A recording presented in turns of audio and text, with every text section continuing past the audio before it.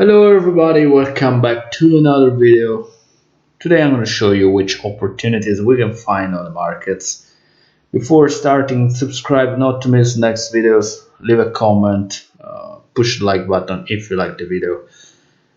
So if we get to the 1000 subscribers, there will be a gift for my viewers, so subscribe.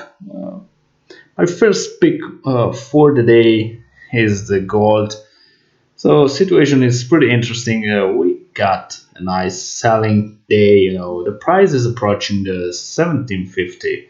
So in the next days, if sellers are able to break it down, they could easily target the 17 level.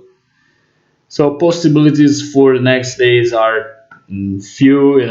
If they break it down, they get target here the 17 level. But look at the price structure on your left.